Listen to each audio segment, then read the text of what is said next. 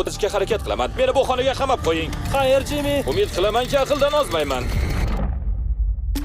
7 kun davomida inson bilan mutlaqo aloqa qilinmaydigan, ovoz o'tkazmaydigan bu oq devorli xonada yashashim kerak. Bu tajriba ruhiy jihatdan xavfli bo'lgani uchun tashqarida meni kuzatayotgan shifokor holatimni nazorat qilib turadi.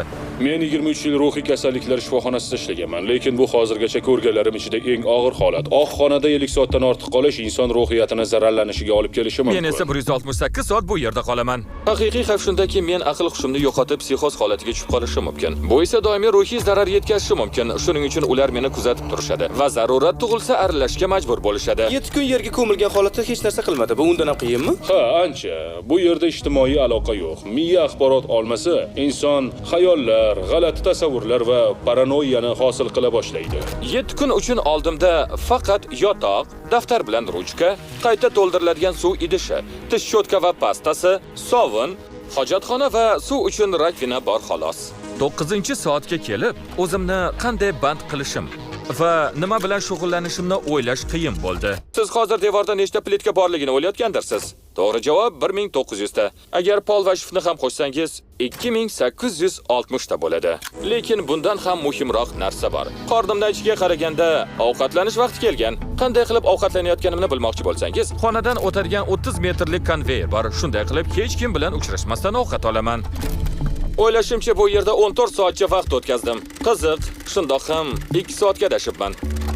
Bu vaqtgacha eng yomon bo'lgan narsa shundan iboratki, hali hech kim menga ovqat jo'natmadi. Koshga kirishimdan oldin ko'proq ovqat yeb olganimda. Rostni aytsam, juda och qoldim.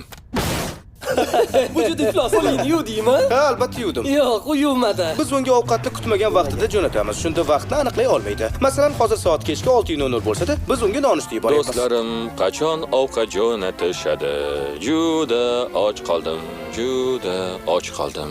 Bu xona ovoz o'tkazmasligi sababli ovqat kelganini 2 soatdan keyin, ya'ni tekshirib ko'rgach bildim. Ochlikda yura olmayapman ham. Obbo, bunaqa drama qilmasa ham bo'lardi-ku. Va nihoyat tekshirganimda, ovqatdan umidimni uzishni boshlagandim. Mazasiga gap yo'q.